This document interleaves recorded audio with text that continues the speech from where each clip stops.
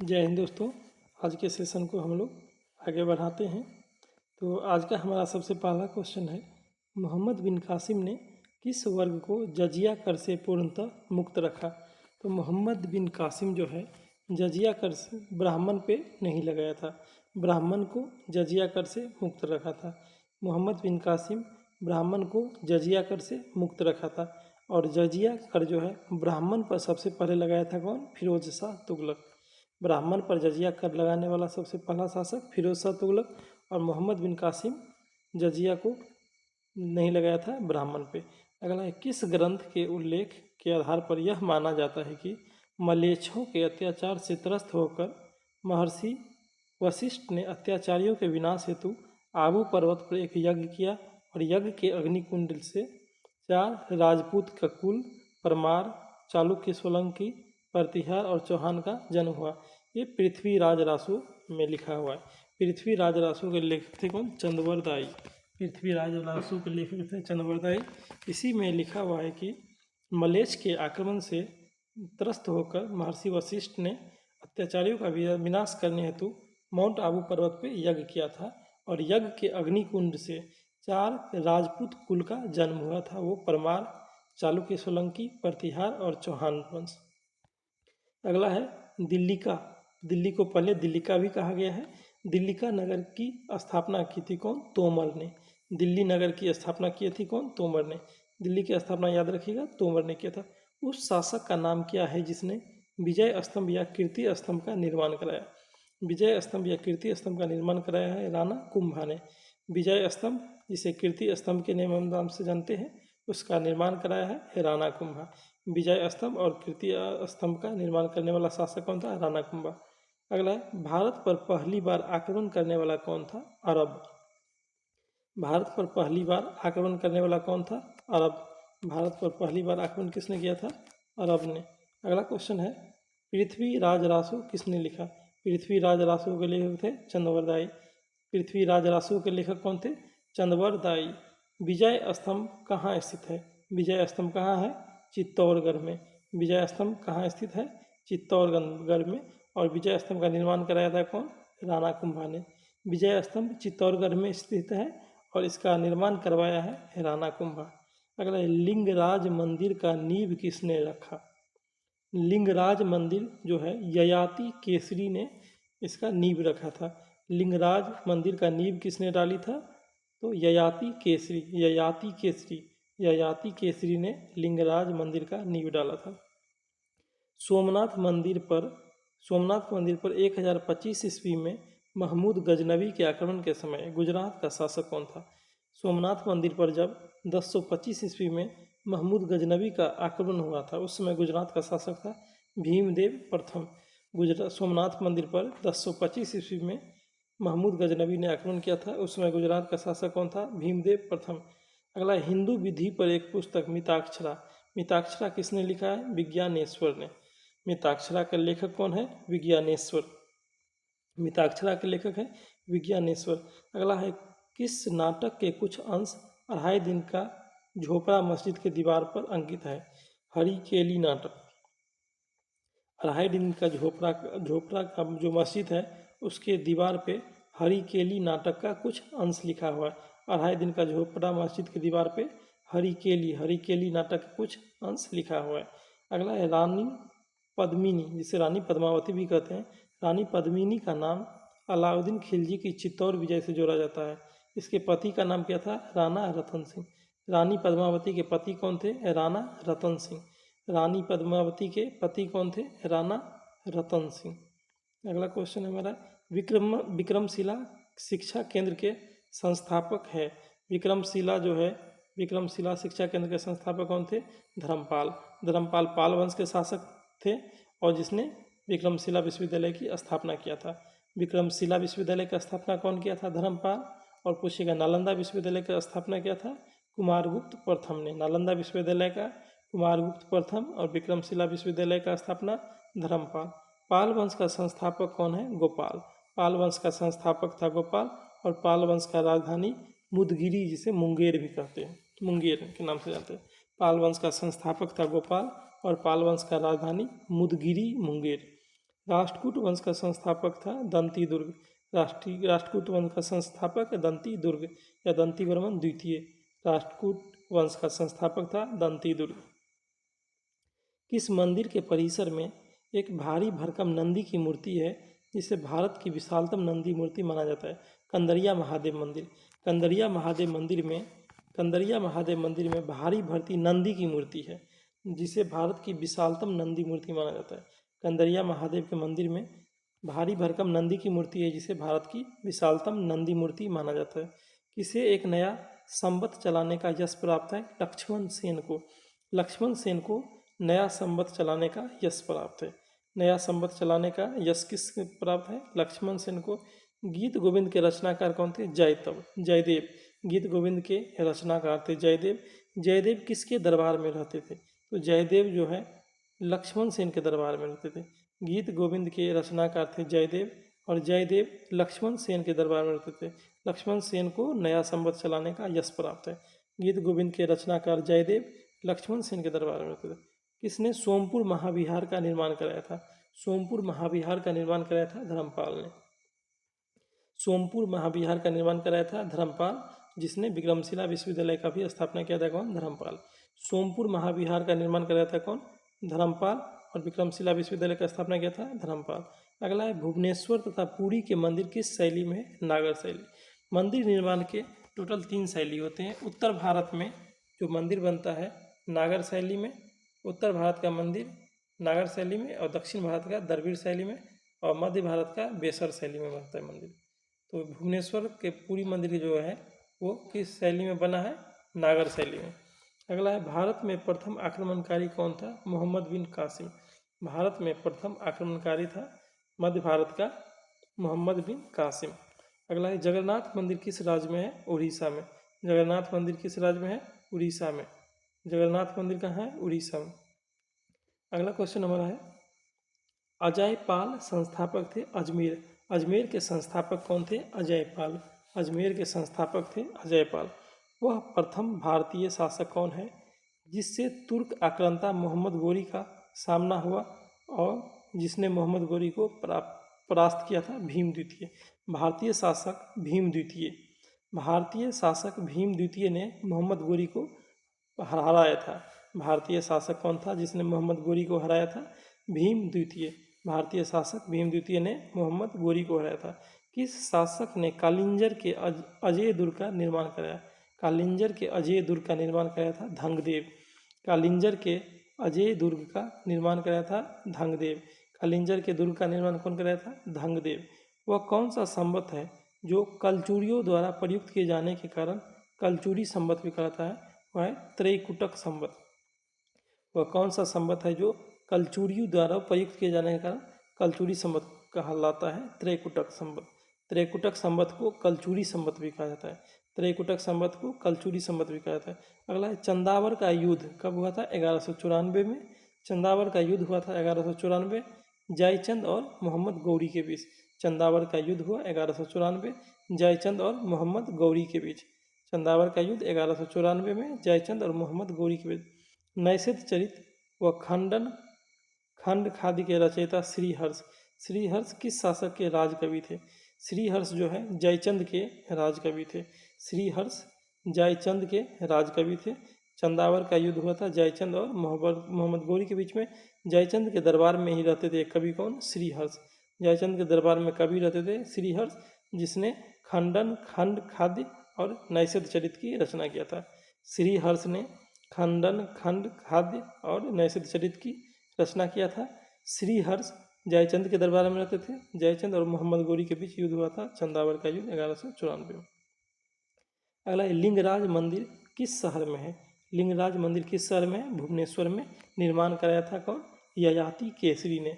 लिंगराज मंदिर कहाँ है? भुवनेश्वर में निर्माण कराया था ययाति केसरी। किस पाल शासक को गुजराती कवि सोड्ढल ने उत्तरापथ स्वामिन कहा है? पाल शासक कौन था? धर्मपाल। पाल शासक धर्मपाल को गुजराती कवि सोड्ढल ने उत्तरापथ स्वामिन कहा। पाल शासक धर्मपाल को गुजराती कवि कौन? सोड्ढल। गुजराती कवि सोड्ढल ने क्या कहा है? उत्तरापथ स्वामिन।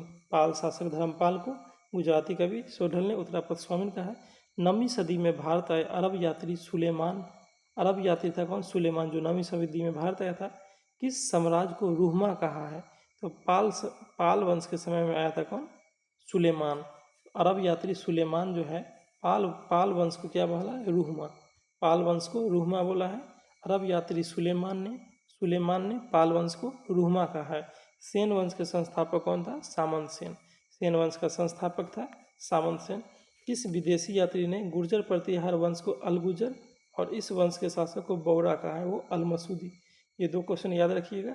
एक है सुलेमान ने पाल वंश को क्या बोला है? रूहमा। और गुर्जर प्रतिहार वंश को अलगुजर कहा था अलमसूदी।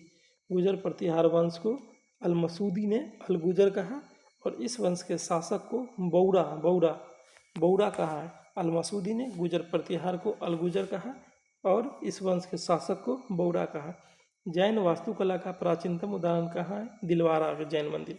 जैन वास्तुकला का प्राचीन उदाहरण कहाँ मिलता है? दिलवारा के जैन मंदिर में। अगला है कैस्तों का एक जाति के रूप में सबसे पहले उल्लेख किया है ओसनम स्मृति में। कैस्त को एक जाति के रूप में उल्लेख किया गया है ओसनम स्मृति में। कैस्त को एक जाति के रूप में उल्लेखित किया गया है ओसनम स्मृति में। राष्ट्रकूट वंश की राजधानी मानिकखेत। राष्ट्रकूट वंश की राजधानी कहाँ थी? मानिकखेत। राष्ट्रकूट वंश का राजधानी है मानिकखेत। अगला क्वेश्चन है मोढेरा का सूर्य मंदिर किस राज्य में है? गुजरात में। मोढेरा का सूर्य मंदिर कहाँ है? गुजरात में। ताम्रपत्र लेख दर्शाते हैं कि प्राचीन काल में बिहार के राजा का संपर्क था जावा सुमात्रा से। ताम्रपत्र पे लिखा हुआ है कि प्राचीन काल में जो है बिहार के राजाओं का संपर्क जावा और सुमात्रा से था। अगला है पुंड्रवर्धन भुक्ति कहाँ है? उत्तर बंगाल में। पुंड्रवर्धन भुक्ति कहाँ है? उत्तर बंगाल में। और जोजाक भुक्ति जो है किसका प्राचीन नाम था? बुंदेलखंड का प्राचीन नाम था जोजाक भुक्ति। बुंदेलखंड का प्राचीन नाम था जोजाक भुक्ति और पुंड्रवर्धन भुक्ति है उत्तर बंगाल में। जोजाक भुक्ति जो है चंदेल वंश के संस्थापक नन्नुक के पौत्र।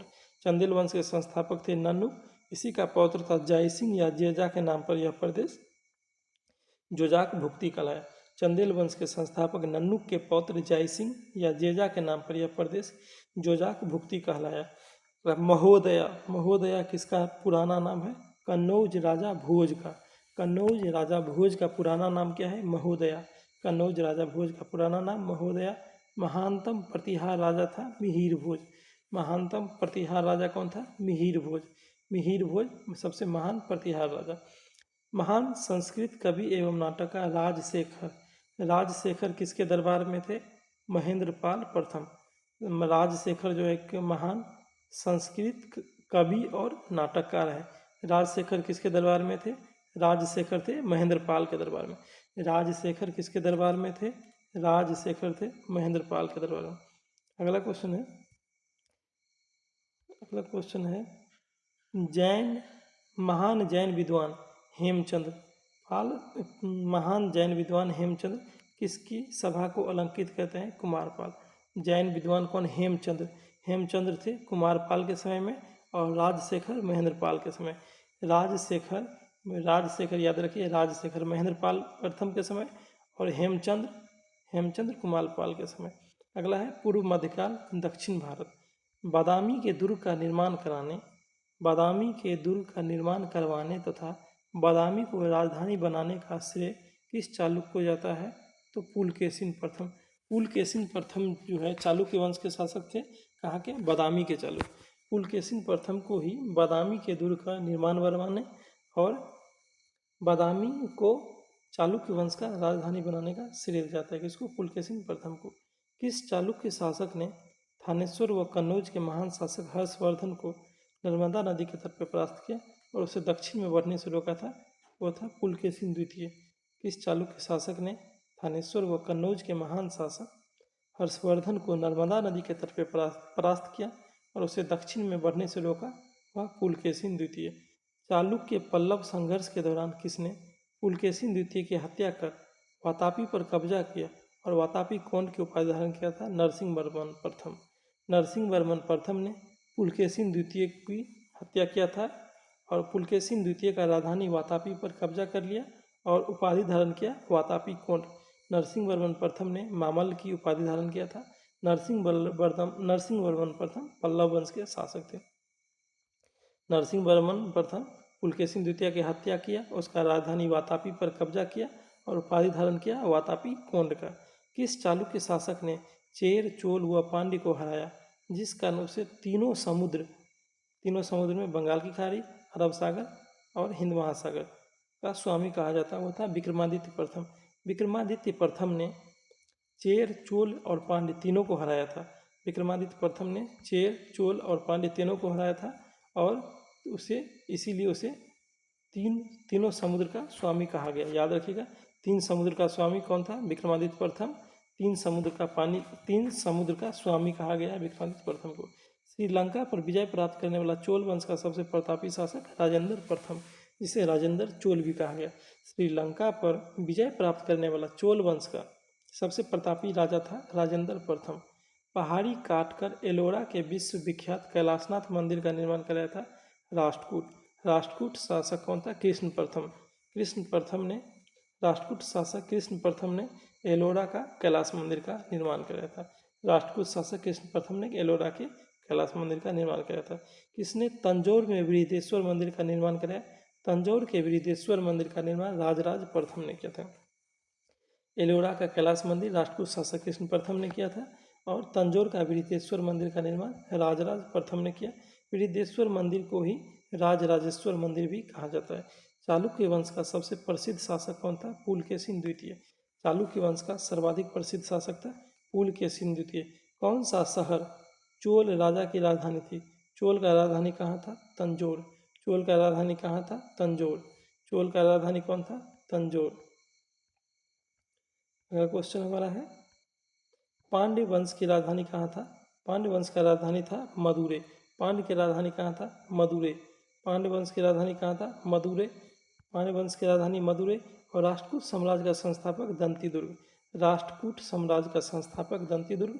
राष्ट्रकूट वंश का संस्थापक दंतीदुर्ग।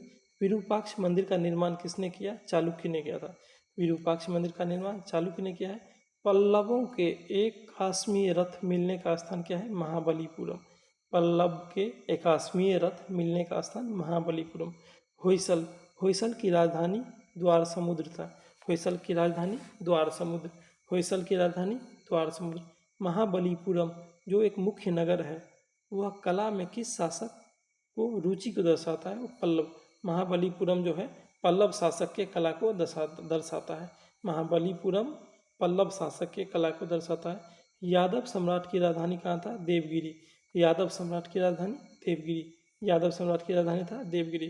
चोल राजा ने किस धर्म को संरक्षण दिया था? शैव धर्म को। चोल राजा ने शैव धर्म को संरक्षण दिया था। प्रथम भारतीय शासक कौन था जिसने अरब सागर में भारतीय नौसेना की सर्वोच्चता स्थापित किया था? राजराज प्रथम। प्रथम भारतीय शासक राजराज प्रथम था जिसने अरब सागर में भारतीय नौसेना सर्वोच्चता स्थापित किया था। कौन? राजराज प्रथम। प्रथम भारतीय शासक राजराज प्रथम था जिसने अरब सागर में भारतीय नौसेना की सर्वोच्चता स्थापित की। किस शासक के पास शक्तिशाली नौसेना था? चोल शासक। किस शासक के पास शक्तिशाली नौसेना था? वह था चोल शासक। भगवान नटराज का प्रसिद्ध मंदिर जिसमें भरतनाट्यम शिल्प कला है, कहाँ है? चिदम्बरम में। भगवान नटराज का प्रसिद्ध मंदिर जिसमें भरतनाट्यम शिल्प कला है, कहाँ है? चिदम्बरम में। राष्ट्रकूट को किसने उखाड़ फेंका था? तैलप द्वितीय ने। राष्ट्रकूट को किसने उखाड़ फेंका था? तैलप द्वितीय ने राष्ट्रकूट को उखाड़ फेंका था। अगला क्वेश्चन है, प्रशासन के क्षेत्र में चोल राजवंश का मुख्य योगदान क्या है? तो चोल राजवंश का मुख्य योगदान है स्थानीय स्वशासन। स्थानीय स्वशासन जो है चोल राजवंश का ही देन है। स्थानीय स्वशासन किस राजवंश का देन है? चोल राजवंश का। एलोरा का प्रसिद्ध कैलाश मंदिर का निर्माण किसने किया था? कृष्ण प्रथम ने। एलोरा का प्रसिद्ध कैलाश मंदिर जो है वह राष्ट्रकूट शासक कृष्ण प्रथम ने बनाया। एलोरा का कैलाशनाथ मंदिर कौन बनाया था? राष्ट्रकूट शासक कृष्ण प्रथम। किसने कन्नड़ काव्य शास्त्र का प्राचीनतम कृति कवि राजमार्ग जो है कन्नड़ भाषा में लिखा गया है। कवि राजमार्ग कन्नड़ भाषा में लिखा गया। किसने लिखा है? अमोघ वर्ष। कन्नड़ काव्य शास्त्र की प्राचीनतम कृति कवि राजमार्ग की रचना किसने किया है? अमोघ वर्ष ने। किस राजवंश का काल कन्नड़ साहित्य की उत्पत्ति का काल माना जाता है? राष्ट्रकूट। कन्नड़ साहित्य की उत्पत्ति का काल राष्ट्रकूट के काल को माना जाता है। कन्नड़ साहित्य की उत्पत्ति का काल राष्ट्रकूट के काल को माना जाता है। मंदिर स्थापत्य कला की द्रविड़ शैली का आरंभ किस राजवंश के समय हुआ? पल्लव। मंदिर स्थापत्य कला जो दक्षिण भारत की मंदिर निर्माण शैली जो है द्रविड़ शैली है, इसका प्रारंभ हुआ था पल्लव के समय में। मंदिर निर्माण की द्रविड़ शैली पल्लव के समय हुआ था। चालुक्य विक्रम संवत का प्रचलन किसने किया? विक्रमादित्य सिक्स ने। चालुक्य विक्रम संवत का प्रचलन किया था विक्रमादित्य सिक्स ने। चालुक्य विक्रम संवत का शुरुआत किसने किया था? विक्रमादित्य सिक्स ने। चोल काल में नौसेना का सर्वाधिक विकास हुआ था राजेंद्र प्रथम समय में। राजेंद्र प्रथम, जिसे राजेंद्र चोल के समय चोल के नाम से भी जानते हैं, राजेंद्र प्रथम के समय में ही चोल काल में नौसेना का सर्वाधिक विकास हुआ था। चोल काल में नौसेना का सर्वाधिक विकास राजेंद्र प्रथम के समय हुआ। राजेंद्र चोल द्वारा दिए गए बंगाल अभियान के समय बंगाल का शासक था महिपाल प्रथम। राजेंद्र चोल जब बंगाल अभियान किया था उस समय बंगाल का शासक कौन था? महिपाल प्रथम। राजेंद्र चोल जब बंगाल का अभियान किया था उस समय बंगाल का शासक था महिपाल प्रथम। वह चोल राजा कौन था जिसने श्रीलंका को पूर्ण स्वतंत्रता दी और सिंघल राजकुमार के साथ अपनी पुत्री का विवाह किया था? कुलोत्तुंग प्रथम। चोल राजा कुलोत्तुंग प्रथम ने श्रीलंका को पूर्ण रूप से स्वतंत्रता दिया। याद रखिए, चोल राजा कौन था? कुलोत्तुंग प्रथम। कुलोत्तुंग प्रथम ने श्रीलंका को पूर्ण रूप से स्वतंत्रता दी और श्रीलंका के राजकुमार के साथ अपनी पुत्री का विवाह किया था। चोल शासक कुलोत्तुंग प्रथम ने श्रीलंका को पूर्ण रूप से स्वतंत्रता दिया और चोल राजकुमार के साथ अपनी पुत्री का विवाह किया था। चोल राज्य की राजधानी तंजौर बनाने वाला कौन था? चोल राज्य की राजधानी तंजौर को बनाने वाला कौन था? विजयालय। चोल वंश के संस्थापक कौन थे? विजयालय। चोल वंश के संस्थापक थे कौन? विजयालय। वही चोल राज्य की राजधानी तंजौर को बनाया था। चोल वंश के संस्थापक विजयालय ने चोल वंश की राजधानी तंजौर को बनाया था। चोल वंश का संस्थापक कौन? विजयालय, और राजधानी बनाया था तंजौर को। महाभारत का भारत वेनवा के नाम से तमिल में अनुवाद किया था पेरुन देवनार। पेरुन देवनार ने महाभारत का भारत वेनवा के नाम से तमिल में अनुवाद किया था। पेरुन देवनार ने महाभारत का भारत वेनवा के नाम से तमिल में अनुवाद किया था। पल्लव की राजभाषा क्या था? संस्कृत। पल्लव की राजभाषा संस्कृत था। पल्लव की राजभाषा था संस्कृत। चोल काल में सोना के सिक्के क्या कहलाते थे? कुलंजू। चोल काल में सोना के सिक्के कुलंजू कहलाते थे। चोल काल में सोना के सिक्के को क्या बोलते थे? कुलंजू। एलोरा की 34 गुफा का मंदिर कब बनाया गया? 700 ईस्वी 800 ईस्वी में एलोरा की जो गुफा है 34 उसको बनाया गया है। तीन मुख वाले ब्रह्मा विष्णु और महेश की मूर्ति, जिसे त्रिमूर्ति के नाम से जानते हैं, किस गुफा में? एलिफेंटा गुफा में। त्रिमूर्ति जिसमें ब्रह्मा विष्णु और महेश की मूर्ति है वह है एलिफेंटा के गुफा में। त्रिमूर्ति ब्रह्मा विष्णु महेश की मूर्ति को त्रिमूर्ति बोलते हैं। कहाँ है? एलिफेंटा की गुफा में। होयसल स्मारक पाए जाते हैं हेलेबिड और बेलूर में। होयसल स्मारक कहाँ पाए जाते हैं? हेलेबिड और बेलूर में। चोल द्वारा किसके साथ घनिष्ठ राजनीतिक और वैवाहिक संबंध स्थापित किया गया? वेंगी के चालुक्य के साथ। चोल द्वारा किसके साथ घनिष्ठ राजनीतिक और वैवाहिक संबंध स्थापित किया गया? वेंगी के चालुक्य। चोल द्वारा वेंगी के चालुक्य के साथ वैवाहिक संबंध स्थापित किया गया था। अगला क्वेश्चन हमारा है, चोल काल में निर्मित नटराज की कांस्य प्रतिमा में देव आकृति प्रायः चतुर्भुज है। चोल काल का जो प्रसिद्ध मूर्ति कौन सा है? नटराज। नटराज शिव का मूर्ति है। नटराज शिव का मूर्ति है जो चोल काल का मूर्ति है। उसमें जो है उसका नटराज की मूर्ति में 4 हाथ है जो जिसे चतुर्भुज कहते हैं। 12वीं सदी के राष्ट्रकूट वंश के 5 शिलालेख किस राज्य में मिलते हैं? कर्नाटक में। 12वीं सदी के राष्ट्रकूट वंश के 5 शिलालेख किस राज्य में मिलते हैं? कर्नाटक में। अगला है दक्षिण भारत का तक्कोलम का युद्ध, बहुत प्रसिद्ध युद्ध है तक्कोलम का युद्ध। तक्कोलम का युद्ध किसके बीच हुआ था? तो तक्कोलम का युद्ध जो है चोल और राष्ट्रकूट के बीच हुआ था। चोल और राष्ट्रकूट के बीच युद्ध हुआ था तक्कोलम का युद्ध। दक्षिण भारत का तक्कोलम का युद्ध हुआ था चोल और राष्ट्रकूट के बीच।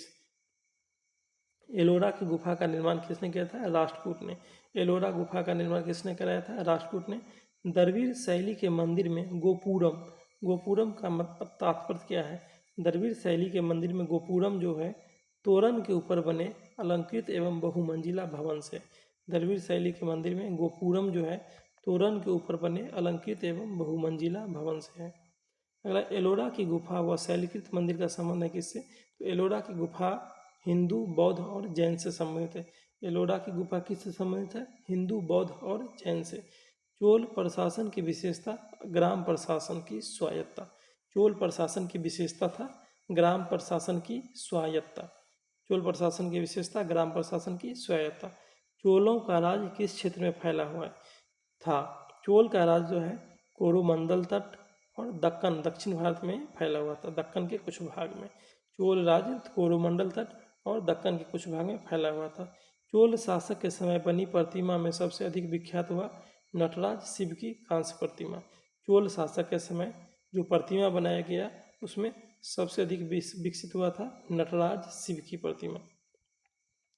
चोल युग प्रसिद्ध था किसके लिए? ग्रामीण सभा के लिए। चोल युग प्रसिद्ध था ग्रामीण सभा के लिए। किस राष्ट्रकूट शासक ने रामेश्वरम में विजय स्तंभ एवं देवालय की स्थापना किया था? तो राष्ट्रकूट शासक कृष्ण तृतीय। राष्ट्रकूट शासक कृष्ण तृतीय ने रामेश्वरम में विजय स्तंभ एवं देवालय का स्थापना किया था। राष्ट्रकूट शासक कृष्ण तृतीय ने राष्ट्रकूट शासक कृष्ण तृतीय ने राष्ट्रकूट शासक राष्ट्रकूट शासक कृष्ण तृतीय ने राष्ट्रकूट शासक कृष्ण तृतीय ने रामेश्वरम में विजय स्तंभ एवं देवालय की स्थापना किया था। संगम वंश का अंतिम शासक किसे कहा जाता है? विरूपाक्ष द्वितीय को। विरूपाक्ष द्वितीय को संगम वंश का अंतिम शासक कहा जाता है। संगम वंश का अंतिम शासक विरूपाक्ष द्वितीय। तुलुप वंश, तुलुप वंश के संस्थापक थे वीर नरसिंह।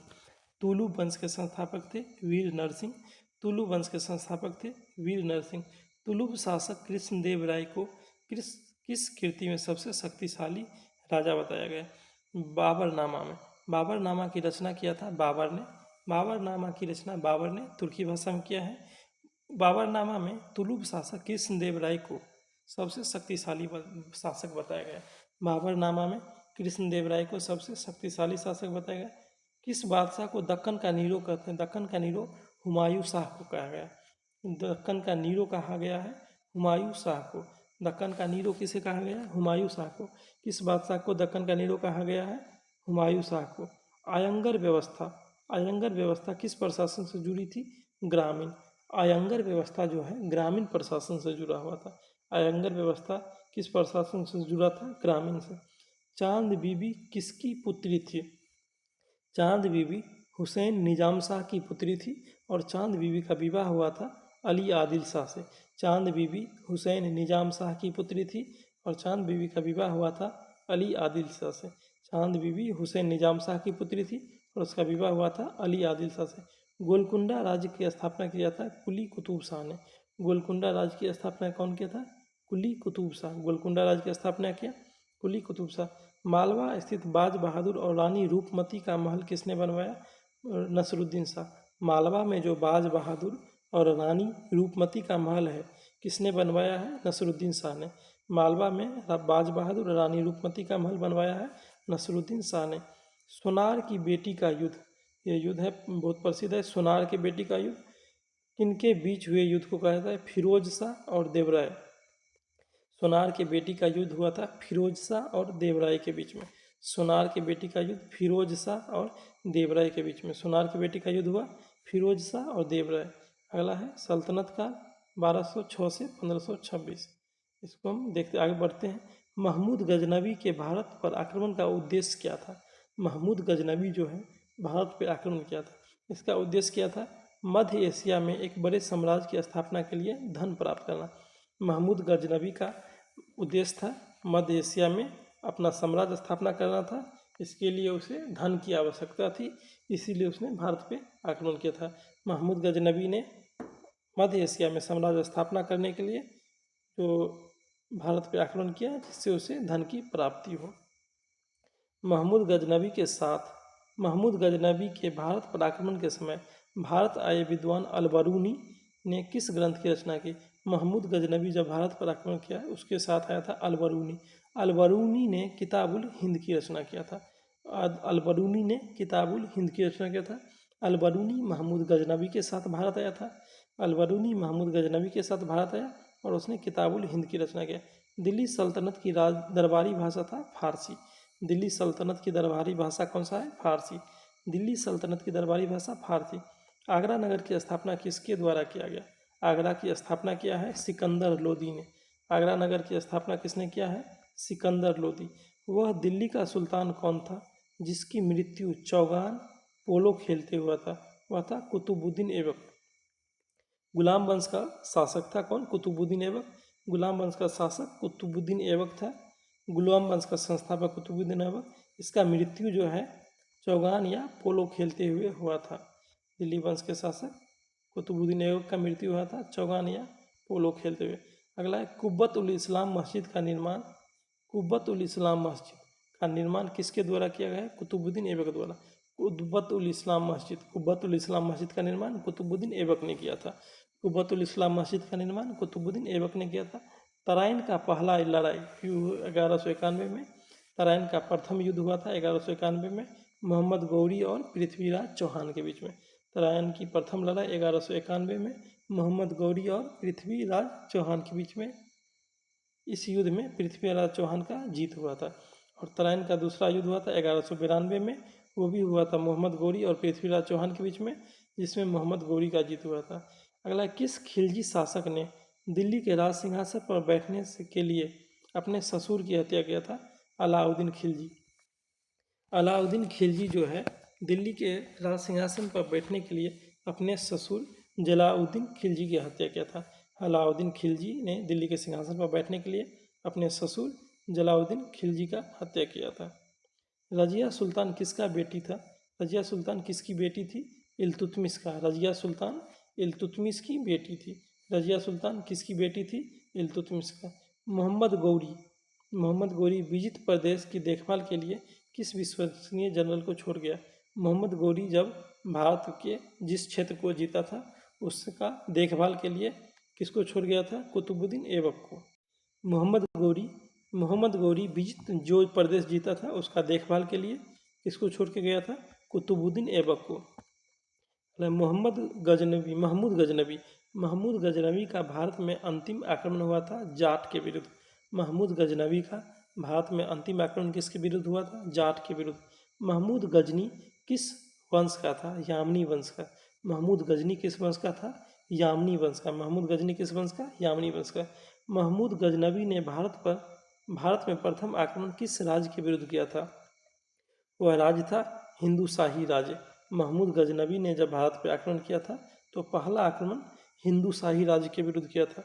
महमूद गजनवी के आक्रमण के परिणामस्वरूप कौन सा शहर फारसी संस्कृति का केंद्र बना? लाहौर। महमूद गजनवी जब आक्रमण किया था उसके बाद भारत का लाहौर जो है, लाहौर वह फारसी संस्कृति का केंद्र बन गया। महमूद गजनवी के आक्रमण के परिणाम स्वरूप लाहौर फारसी संस्कृति का केंद्र बन गया। अगला, किसने ढोल की तेज आवाज़ के साथ एक महिला का अपने पति की चिता के साथ स्वतः को जला लेने के दृश्य का भयानक चित्रण किया है? Ibn Battuta. मोरक्को निवासी इब्न बतूता था। मोरक्को निवासी इब्न बतूता जो मोहम्मद बिन तुगलक के समय साथ भारत आया था। मोरक्को निवासी इब्न बतूता मोहम्मद बिन तुगलक के दरबार में भारत आया था। उसने कहा है कि ढोल की तेज आवाज़ के साथ एक महिला का अपने पति के साथ स्वतः अपने आप को जला लेने के दृश्य को भयानक चित्रण बताया है। अगला है, भारत में मुस्लिम राज का संस्थापक माना जाता है मोहम्मद गौरी को। भारत में मुस्लिम राज का संस्थापक किसे माना जाता है? मोहम्मद गौरी को। मोहम्मद गौरी को भारत में मुस्लिम राज का संस्थापक माना जाता है। किसने इक्तादारी प्रथा चलाया था? इक्तादारी प्रथा शुरू किया था इल्तुतमिश ने। इक्तादारी प्रथा शुरू किया था इल्तुतमिश ने। लाख बख्श के नाम से जाना जाने वाला भारतीय शासक कुतुबुद्दीन ऐबक। कुतुबुद्दीन ऐबक को लाख बख्श के नाम से जाना था। गुलाम वंश के संस्थापक कुतुबुद्दीन ऐबक, उसी को लाख बख्श के नाम से जाना जाता है।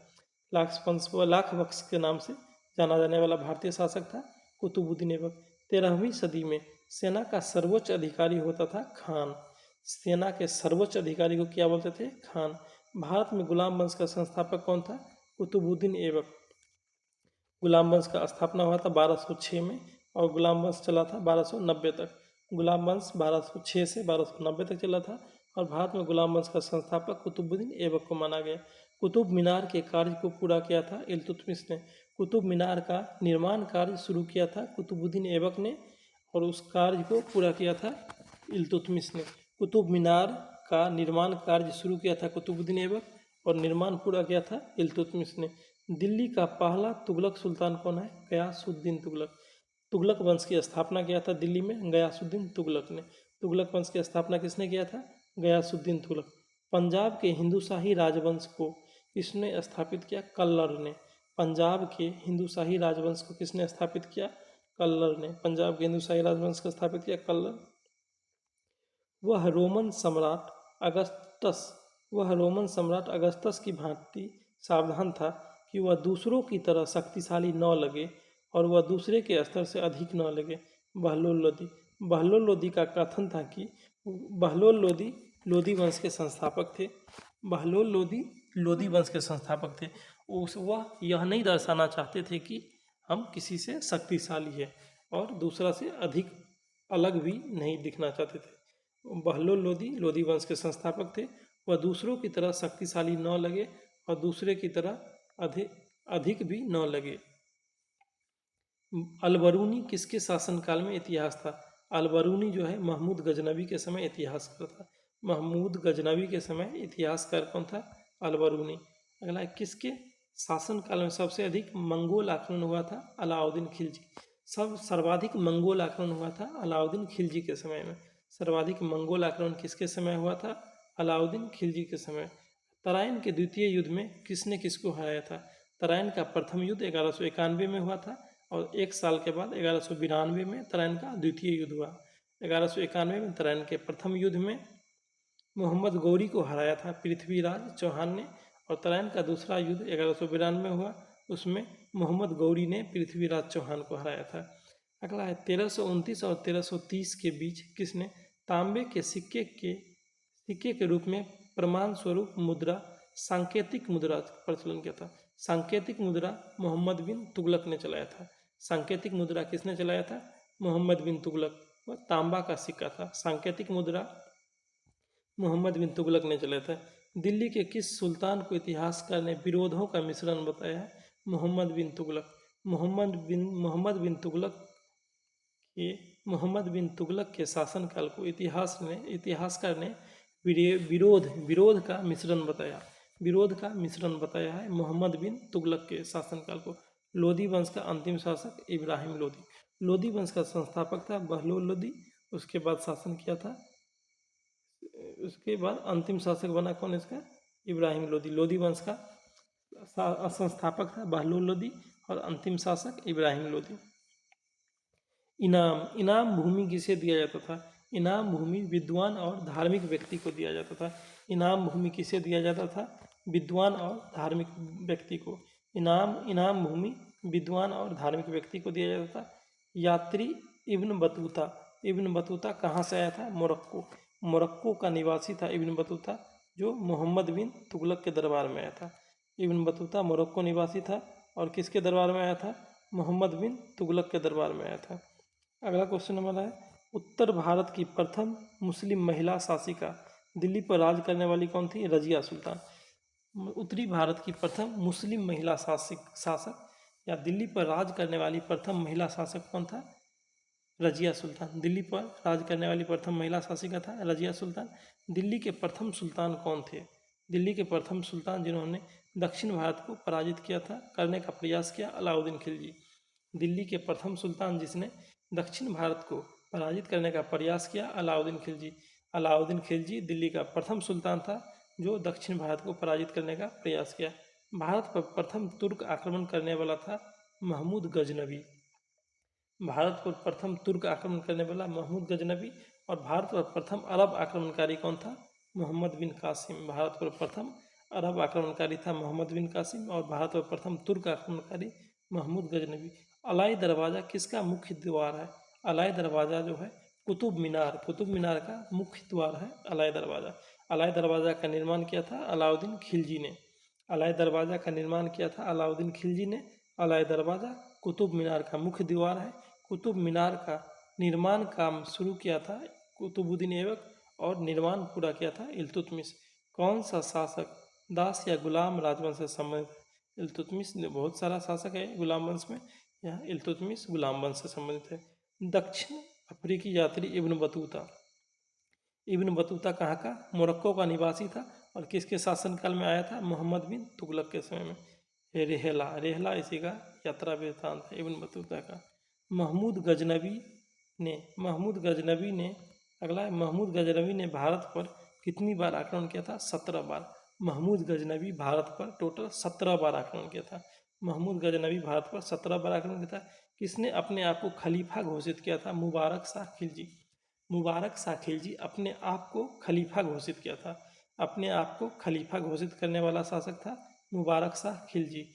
लोदी वंश का संस्थापक बहलोल लोदी। लोदी वंश का संस्थापक बहलोल लोदी और अंतिम शासक इब्राहिम लोदी। इब्राहिम लोदी की हत्या करने के बाद मुगल वंश का स्थापना हुआ था। भारतीय इतिहास में बाजार नियम या मूल्य नियंत्रण पद्धति की शुरुआत किया था अलाउद्दीन खिलजी। अलाउद्दीन खिलजी ने बाजार नियम या मूल्य नियंत्रण पद्धति की शुरुआत किया था। बाजार नियम या मूल्य नियंत्रण पद्धति, इसका मतलब कोई भी व्यापारी जितना दाम है उससे अधिक नहीं ले सकता अपने मन मर्जी से। इसे मूल्य नियंत्रण पद्धति कहते थे। किसने शुरू किया था? अलाउद्दीन खिलजी। राज्य संबंधों में उलेमा के दखल का विरोध किस सुल्तान ने किया था? अलाउद्दीन खिलजी ने। अलाउद्दीन खिलजी ने राज्य संबंध में उलेमा के दखल का विरोध किया था। राज्य संबंध में उलेमा के दखल का विरोध किया था कौन? अलाउद्दीन खिलजी में। राज्य के संबंध में उलेमा के दखल का विरोध करने वाला शासक अलाउद्दीन खिलजी। 11वीं सदी के भारत का दर्पण किसे कहा जाता है? किताब उल हिंद को। किताब उल हिंद को क्या कहा जाता है? भारत का दर्पण। किताब उल हिंद की रचना कौन किया था? अलबरूनी ने। अलबरूनी ने किताब उल हिंद की रचना किया, जिसे भारत का दर्पण कहा जाता है। वह हिंद का युद्ध हुआ था 1008-1009 ईस्वी में। वह हिंद का युद्ध हुआ था 1008 से 1009 में। किसके बीच? महमूद गजनवी और आनंदपाल। वह हिंद का युद्ध 1008-9 ईस्वी में महमूद गजनवी और आनंदपाल के बीच हुआ था। वह हिंद का युद्ध हुआ था 1008-9 ईस्वी में किसके बीच? महमूद गजनवी और आनंदपाल। दिल्ली सल्तनत का वह प्रथम सुल्तान जिसने अस्थाई सेना रखा था अलाउद्दीन खिलजी। अस्थाई रूप से सेना रखा था अलाउद्दीन खिलजी। अस्थाई रूप से सेना रखने वाला दिल्ली सल्तनत का पहला सुल्तान था अलाउद्दीन खिलजी। अस्थायी रूप से सेना रखने वाला दिल्ली का पहला सुल्तान अलाउद्दीन खिलजी। दिल्ली के सुल्तान में से किसने तैमूरी शासक मिर्जा शाहरुख के अधिराज्य में आना स्वीकार किया था? खिज्र खां सैयद। सैयद वंश के संस्थापक थे खिज्र खां। सैयद वंश के संस्थापक थे खिज्र खां। दिल्ली के सुल्तान में कहा था कि दिल्ली के सुल्तान में किसने तैमूरी शासक मिर्जा शाहरुख के अधिराज्य में आना स्वीकार किया था? खिज्र खां ने। कौन गुलरुखी के उपनाम से कविता लिखा करता था? सिकंदर लोदी। सिकंदर लोदी जो है कविता लिखता था, वह गुलरुखी के नाम से कविता लिखता था सिकंदर लोदी। गुलरुखी के नाम से कविता लिखता था कौन? सिकंदर लोदी। भारत का पहला शासक कौन था जिसने मोहम्मद गौरी को पराजित किया था? वह था सोलंकी शासक भीम द्वितीय। भारत का पहला शासक जिसने मोहम्मद गौरी को पराजित किया था सोलंकी शासक भीम द्वितीय। मोहम्मद गौरी किस वंश का था? ससबनी वंश का। मोहम्मद गौरी ससबनी वंश का था। मोहम्मद गौरी ससबनी वंश का। अलाउद्दीन खिलजी के आक्रमण के समय देवगिरी का शासक था रामचंद्र देव। अलाउद्दीन खिलजी जब आक्रमण किया था उस समय देवगिरी का शासक कौन था? रामचंद्र देव। जब उसने राजत्व प्राप्त किया तो वह शरीयत के नियम और आदेश से पूर्णतया स्वतंत्र था। बर्नी ने यह कथन किस सुल्तान के लिए कहा? अलाउद्दीन खिलजी के लिए कहा। बर्नी इतिहासकार थे अलाउद्दीन खिलजी के समय में। बर्नी इतिहासकार थे अलाउद्दीन खिलजी के समय में। उसने अलाउद्दीन खिलजी के लिए कहा है कि जब उसने राजत्व प्राप्त किया तो वह शरीयत के नियम और आदेश से पूर्णतः स्वतंत्र था। अगला है, सल्तनत काल में भू राजस्व का सर्वोत्तम ग्रामीण अधिकारी कौन था? तो सल्तनत काल में, दिल्ली सल्तनत के समय में भू राजस्व का सर्वोत्तम ग्रामीण अधिकारी चौधरी। चौधरी कौन होता था? सर्वोत्तम ग्रामीण अधिकारी। चौधरी सर्वोत्तम ग्रामीण अधिकारी होता था। अगला है, तैमूर के आक्रमण के बाद भारत में किस वंश का स्थापित हुआ था? सैयद वंश। तैमूर ने भारत पर आक्रमण किया था 1398 में। तैमूर के आक्रमण के बाद भारत में किस वंश का स्थापना हुआ था? सैयद वंश के। तैमूर के आक्रमण के बाद भारत में सैयद वंश का स्थापना हुआ था। किस सुल्तान के दरबार में सबसे अधिक गुलाम था? सबसे अधिक गुलाम रखने वाला था फिरोज शाह तुगलक। फिरोज शाह तुगलक के दरबार में सबसे अधिक गुलाम था। सबसे अधिक गुलाम किसके दरबार में था? फिरोज शाह तुगलक। फिरोज शाह तुगलक ने बेरोजगार को रोजगार भी दिया था। फिरोज शाह तुगलक ने बेरोजगार को रोजगार दिया था। और फिरोज शाह तुगलक ने फल की गुणवत्ता सुधारने के लिए प्रयास भी किया था। सबसे अधिक गुलाम फिरोज शाह तुगलक के दरबार में, बेरोजगार को रोजगार दिया था फिरोज शाह तुगलक, और फल की गुणवत्ता सुधारने का प्रयास किया था फिरोज शाह तुगलक। याद रखिएगा, सबसे अधिक गुलाम फिरोज शाह तुगलक, सब बेरोजगार को रोजगार दिया था फिरोज शाह तुगलक, और फल की गुणवत्ता सुधारने का काम किया था फिरोज शाह तुगलक। नालंदा विश्वविद्यालय के विनाश का कारण बख्तियार खिलजी का आक्रमण। नालंदा विश्वविद्यालय का स्थापना किया था कुमारगुप्त प्रथम ने, और नालंदा विश्वविद्यालय पर आक्रमण किया था बख्तियार खिलजी। इसके कारण नालंदा विश्वविद्यालय का विनाश हो गया था। नालंदा विश्वविद्यालय के आक्रमण किसने किया था? बख्तियार खिलजी ने। ताबकात ए नासरी के लेखक कौन था? मिनहाज उस सिराज। ताबकात ए नासरी के लेखक थे मिनहाज उस सिराज। ताबकात ए नासरी के लेखक कौन थे? मिनहाज उस सिराज। अगला क्वेश्चन हमारा है, अलाई दरवाजा का निर्माण। अलाई दरवाजा का निर्माण किस सुल्तान ने करवाया? अलाउद्दीन खिलजी ने। अलाउद्दीन खिलजी ने अलाई दरवाजा का निर्माण करवाया। अलाई दरवाजा जो है कुतुब मीनार का मुख्य प्रवेश द्वार है। कुतुब मीनार का मुख्य प्रवेश द्वार अलाई दरवाजा है। अलाई दरवाजा का नाम याद रखें, औ से अलाई, अलाई से अलाउद्दीन खिलजी। कुतुबुद्दीन ऐबक की राजधानी बनाया था लाहौर को। गुलाम वंश के संस्थापक कुतुबुद्दीन ऐबक थे। कुतुबुद्दीन ऐबक ने जब गुलाम वंश की स्थापना किया तो अपना राजधानी बनाया लाहौर को। कुतुबुद्दीन ऐबक गुलाम वंश की स्थापना के बाद राजधानी लाहौर को बनाया। अलाउद्दीन खिलजी के प्रसिद्ध सेनापति में किसकी मंगोल के विरुद्ध लड़ते हुए मृत्यु हुआ था? जफर खां। जफर खां अलाउद्दीन खिलजी का प्रसिद्ध सेनापति था। जफर खां का मृत्यु जो है मंगोल से लड़ते हुए हुआ था। जफर खां अलाउद्दीन का प्रसिद्ध सेनापति रहा है। उसका मृत्यु जो है मंगोल के विरुद्ध लड़ते हुआ था। तौल की सबसे छोटी इकाई, जो नापतोल नापते तोलते जो है ना, उसका सबसे छोटा इकाई है रत्ती। रत्ती को संस्कृत में रत्तिका कहते हैं। तौल की सबसे छोटी इकाई क्या है? रत्ती। कभी अमीर खुसरो किसके दरबार में रहे? अलाउद्दीन खिलजी के। अमीर खुसरो अलाउद्दीन खिलजी के दरबार में रहे थे। अमीर खुसरे अलाउद्दीन खिलजी के दरबार में रहे थे। सल्तनत काल में प्रचलित डाक व्यवस्था का विस्तृत विवरण दिया है Ibn Battuta. Ibn Battuta Morocco का निवासी था। मोरक्को निवासी इब्न बतूता मोहम्मद बिन तुगलक के समय में आया था। उसने सल्तनत काल में जो है डाक व्यवस्था चलता था उसका विवरण दिया है। मोरक्को निवासी इब्न बतूता जो मोहम्मद बिन तुगलक के समय में आया था, वह डाक व्यवस्था का विवरण दिया है। तैमूर लंग ने किस वर्ष भारत पर आक्रमण किया था? 1398 ईस्वी में। तैमूर लंग भारत में आक्रमण किया था 1398, और तैमूर के आक्रमण के बाद भारत में सैयद वंश का स्थापना शुरू हुआ था। दिल्ली के किस मुस्लिम शासक के निधन पर इतिहासकार बदायूनी ने कहा, राजा को अपने प्रजा से और प्रजा को अपने राजा से मुक्ति मिला है? मोहम्मद बिन तुगलक। मोहम्मद बिन तुगलक जो है, मोहम्मद बिन तुगलक के मृत्यु पे इतिहासकार बदायूनी ने कहा है कि राजा को अपनी प्रजा से और प्रजा को अपने राजा से मुक्ति मिला। इतिहासकार बदायूनी ने मोहम्मद बिन तुगलक के मृत्यु पे कहा था, राजा को अपनी प्रजा से और प्रजा को अपनी राजा से मुक्ति मिला। दिल्ली के सुल्तान बलबन का पूरा नाम क्या था? बलबन का पूरा नाम था गयासुद्दीन बलबन। गयासुद्दीन बलबन बलबन का पूरा नाम है।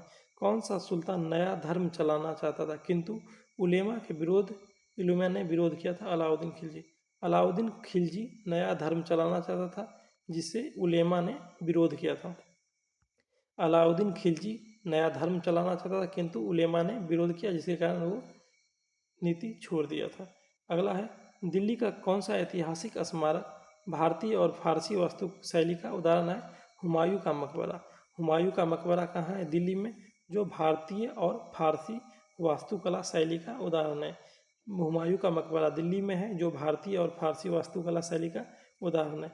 दिल्ली का सुल्तान, जो दान दक्षिणा के बारे में काफ़ी ध्यान रखता था और इसके लिए एक विभाग दीवान ए खैरात, जिसे दान विभाग स्थापित किया था, फिरोज शाह तुगलक। फिरोज शाह तुगलक तुगलक वंश का शासक था, जिसने दीवान ए खैरात, जिसे दान विभाग कहते हैं, उसका स्थापना किया था। दीवान ए खैरात क्या था? दान विभाग।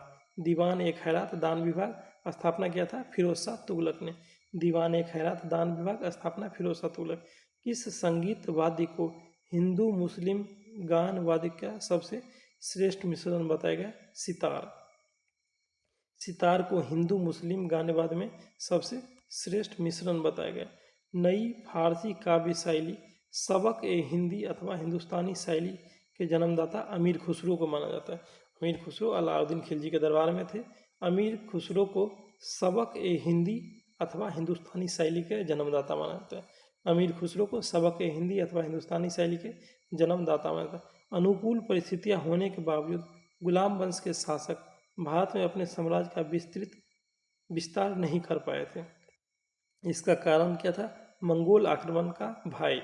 मंगोल आक्रमण के डर से गुलाम वंश जो है अधिक अपने साम्राज्य का विस्तृत नहीं कर पाया। तुगलकनामा के रचनाकार कौन थे? अमीर खुसरो। तुगलकनामा के रचनाकार कौन? अमीर खुसरो। तुगलकनामा के रचनाकार कौन है? अमीर खुसरो। भारत में मोहम्मद गोरी ने किसको प्रथम अख्ता प्रदान किया था? कुतुबुद्दीन ऐबक। मोहम्मद गोरी जब आक्रमण करके भारत से जा रहे थे, उसने सब अपना प्रथम अख्ता प्रदान किया था किसको? कुतुबुद्दीन ऐबक को। और कुतुबुद्दीन ऐबक ने कुतुब गुलाम वंश की स्थापना किया था। भारत में मोहम्मद गोरी ने किसको प्रथम अख्ता प्रदान किया था? कुतुबुद्दीन ऐबक को। अगला, किस सुल्तान के काल में खालसा भूमि अधिक पैमाने पर विकसित हुआ था? खालसा भूमि वह भूमि होता था जिसपे राजा का नियंत्रण होता था। खालसा भूमि वह भूमि होता था जिसपे राजा का नियंत्रण होता था। खालसा भूमि का सबसे अधिक विकास हुआ था अलाउद्दीन खिलजी के समय में। खालसा भूमि का सबसे अधिक विकास अलाउद्दीन खिलजी के समय। सल्तनत काल के सिक्का टंका, ससगनी और जीतल किस धातु का बना था? टंका और ससगनी जो था सल्तनत काल में किस चांदी का बना हुआ था? टंका और ससगनी चांदी का बना हुआ है, जबकि जीतल तांबा का बना हुआ है। टंका और ससगनी किसका बना हुआ है? चांदी का, जबकि जीतल तांबा का बना हुआ है। अमीर ए कोही जो है कृषि विभाग। अमीर ए कोही क्या है? कृषि विभाग नामक नया विभाग किसने बना शुरू किया था? मोहम्मद बिन तुगलक। अमीर ए कोही कृषि विभाग था, इसका प्रारंभ किया था मोहम्मद बिन तुगलक ने। अमीर ए कोही क्या था? कृषि विभाग। किसने शुरू किया? मोहम्मद बिन तुगलक ने। अमीर ए कोही कृषि विभाग स्थापना किया था मोहम्मद बिन तुगलक। अमीर खुसरो ने किसके विकास में अग्रगामी भूमिका निभाया? खड़ी बोली के विकास के जनक माना जाता है अमीर खुसरो को। खड़ी बोली के विकास के जनक अमीर खुसरो। तैमूर लंग ने किसके शासनकाल में भारत पर आक्रमण किया था? नसरुद्दीन महमूद तुगलक। जब तैमूर का भारत पर आक्रमण हुआ था उस समय शासक कौन था? नसरुद्दीन महमूद तुगलक। तैमूर लंग जब भारत पर आक्रमण किया था उस समय भारत का शासक था कौन? नसरुद्दीन महमूद तुगलक। भारत में पोलो खेल का प्रचलन किया तुर्कों ने। भारत में पोलो खेल का किसने शुरुआत किया था? तुर्क ने।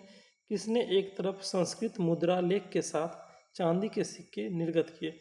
मतलब महमूद गजनवी ने सिक्का जारी किया था जिसमें एक तरफ चांदी का लेख लिखा हुआ था। तो चांदी संस्कृत का लेख लिखा हुआ था। महमूद गजनवी ने चांदी का सिक्का जारी किया था जिसपे संस्कृत लेख लिखा हुआ है। महमूद गजनवी चांदी का सिक्का जारी किया था जिसपे संस्कृत लेख लिखा हुआ है। अगला है, अलाउद्दीन खिलजी के सेना अध्यक्ष में कौन तुगलक वंश का प्रथम सुल्तान बना? गाजी मलिक। गाजी मलिक कौन? अलाउद्दीन खिलजी का सेना अध्यक्ष था। गाजी मलिक अलाउद्दीन खिलजी का सेनाध्यक्ष था, जो तुगलक वंश का सुल्तान भी बना था। ठीक है दोस्तों, तो आज के लेक्चर में हम लोग इतना ही रखते हैं। बाकी आगे का अगले लेक्चर में शुरू करेंगे।